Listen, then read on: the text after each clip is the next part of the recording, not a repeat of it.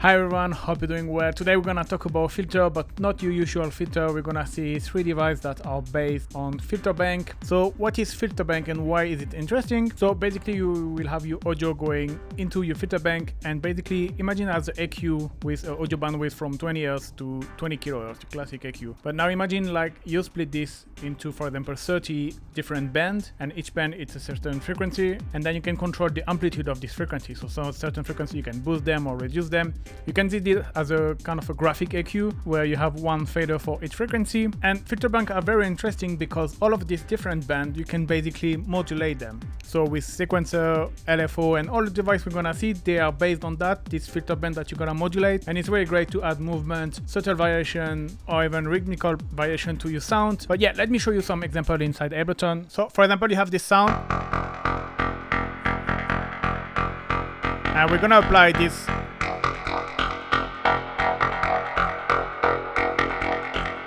Straight away, it's making it way much more interesting.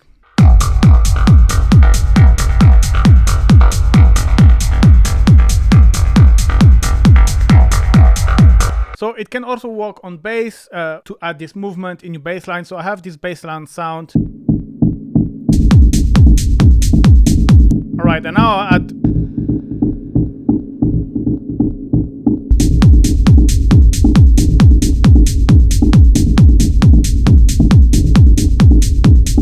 But like I said before, it can work great on pad as well if you have a steady pad and you want to add some movement. So here it's the sound, and with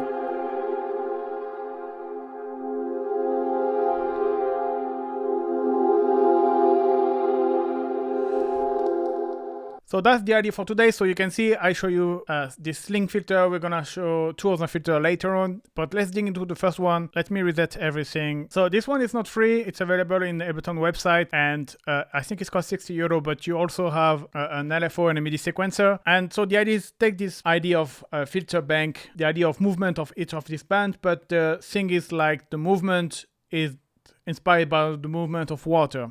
So you can see here how the wave is moving. So you can see all these bands here. If you click on smooth, you remove the smooth, and you can see each of these bands here, which gonna be going up and down in amplitude. And that's the modulation. That's what creates a nice movement. And obviously you modulate that with this kind of internal processing. So I'm not gonna go too much into detail what everything does what, because most of it is quite hard to put word on it. It's just, you can see visually how it's changing the movement. Yeah, you have first the rate that you can sync to the BPM if you are playing. You can invert the phase, put in triplet or dot. You can freeze the waveform and control the rate. I'm gonna put down the, and then you have this multiply and ripple effect. Basically, multiply is kind of gonna multiply the number of wave, but then ripple is gonna kind of stretch a little bit. So even if you put just like few waves, like ripple is kind of wave shaping in a weird way. This, it's very hard to explain. That's why I'm not gonna do a classic tutorial, because it's very hard to explain exactly what does everything. But you can see it added some nice movement. Then you have these 3 parameter: offset, invert, and gravity. So offset is gonna, so like a classic offset. You have invert, which is kind of attenuator inverter, which gonna kind of the amplitude of the modulation. And then you have gravity, which gonna intensify or reduce this. So kind of calm things down, and when you go negatively, it kind of amplify. But the great things about these 3 parameters is you have a mod tab with 3 different LFO that you can assign to 1 or 2 or all of the 3 parameters. Depends if you want something quite rhythmical, you can choose a faster rate whether you want something more slow and evolving, you can choose a more slower rate. And then you have this agility, which is gonna kind of soften a little bit the modulation, kind of making the corner round, if I can say so. And then you have finally an advanced tab where you can filter the signal. As I say, it's kind of a stereo effect, so you can use different stereo mode or remove it. So yeah, pretty cool device to experiment with. Now the second device I wanted to talk about, it's called Fractal Filters, and this one is free, so it's a good alternative if you cannot grab Slink. And again, it's a Filterbank where you can modulate things which gonna alter the sound. You can see here it's based on this fractal image, and you can actually change the image, like zoom,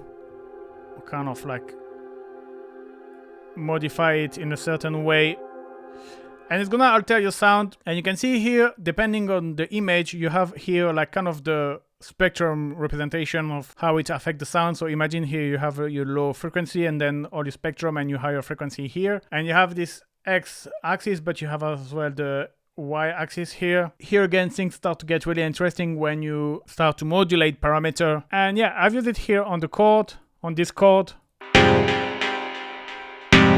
and it's kind of always the same chord, and I use that to each chord to kind of be slightly different one to another. And this fractal filter is perfect because I'm going to modulate with some LFO, and you're gonna hear how it's always a different chord.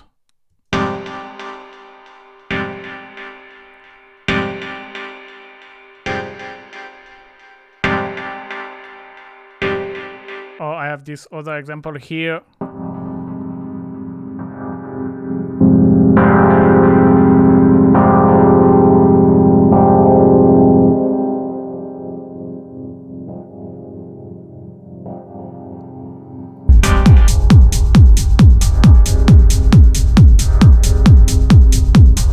So again, it's very hard to explain what each parameter does because it's just alter the image, and basically the image is the translation of how your filter bank's gonna be. But yeah, I really recommend to experiment with this filter as well. You have as well, you don't really need like especially to have input. You can use as a device on its own. So if you put to white noise,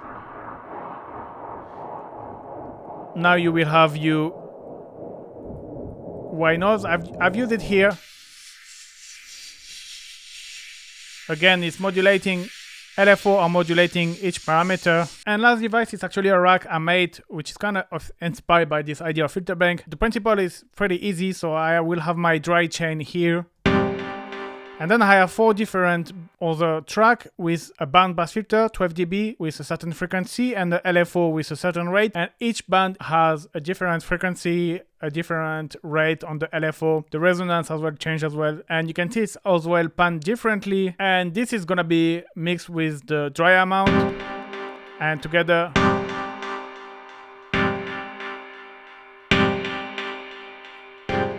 this is the dry. And with my rack,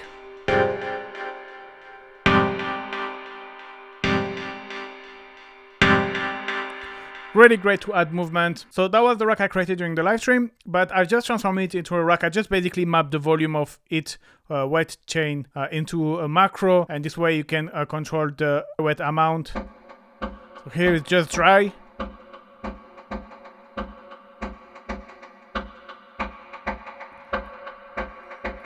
And then I'm adding this filter sound on top of it. You can obviously even go further if you feel like it's not enough macro or control. You can obviously add more macro. For example, you could map the LFO rate, you could map the pan. You can try different type of filter, different type of resonance. You can go even further, but I wanted to really keep it simple because I kind of really like the sweet spot I found with this rack. So that's why you have just a kind of a one macro rack. And yeah, that's pretty much it for today. I hope you like this video. I will put all the link of all of the devices I just shown in the video.